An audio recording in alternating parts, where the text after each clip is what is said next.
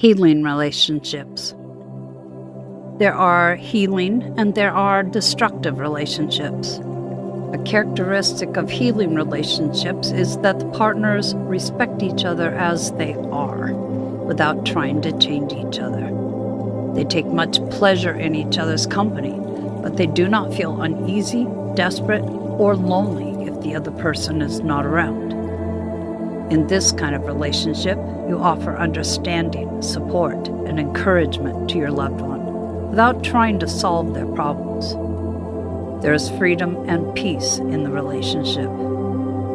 Of course, there may be misunderstandings now and then, but the emotions they bring up are short-lived. Both partners are prepared to forgive.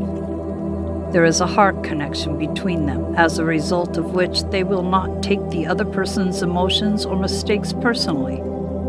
Because it does not trigger a deeper layer of pain, they do not attach so much importance to it. Emotionally, both partners are independent.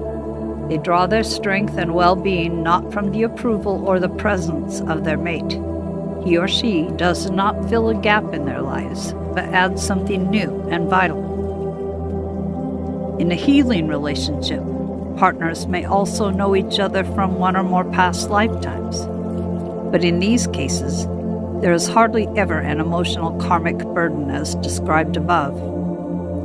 The two souls may have known each other in a past life in a way that was essentially encouraging and supporting. As friends, partners, or as parent and child, they have recognized each other as soulmates. This creates an insoluble bond throughout several lives. I will give another example. A young man grows up in a poor family somewhere in the Middle Ages. He is gentle and sensitive by nature, and he does not fit in very well with his surroundings. His family consists of hard-working, rather rough people who think little of his dreamy, unpractical nature. When he is grown up, he enters a monastery. He is not really happy here either, for life is tightly regulated, and there is little human warmth or companionship among the people living there. There is, however, one man who is a bit different. It is a priest who has a higher rank, but who has no air of authority and who is truly interested in him. Now and then he inquires how things are going, and he allots him a few pleasant jobs like gardening. Each time they look at each other, there is a sense of recognition, something like-minded between them. There is a silent connection from the heart. Although they do not meet very often or speak much, the priest is a source of hope and encouragement for the young man. In the following lifetime, this man is a woman. Once again, she has a gentle and dreamy nature. She has difficulties standing up for herself.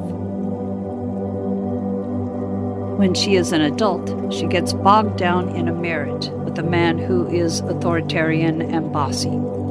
At first she fell for his distinct, powerful charisma, but later on she realizes how his dominance restricts and oppresses her.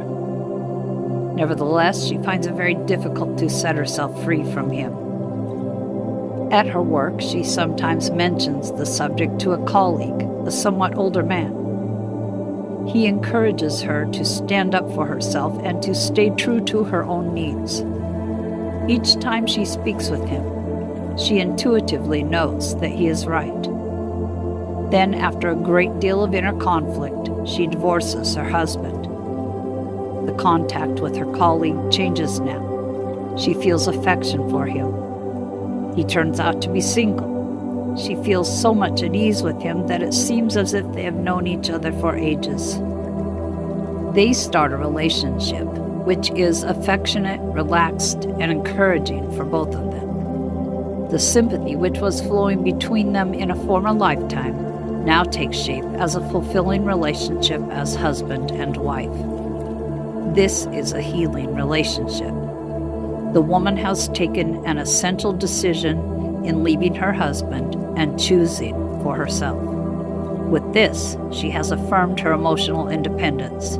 This has created the basis for a loving, well-balanced relationship with a congenial soul.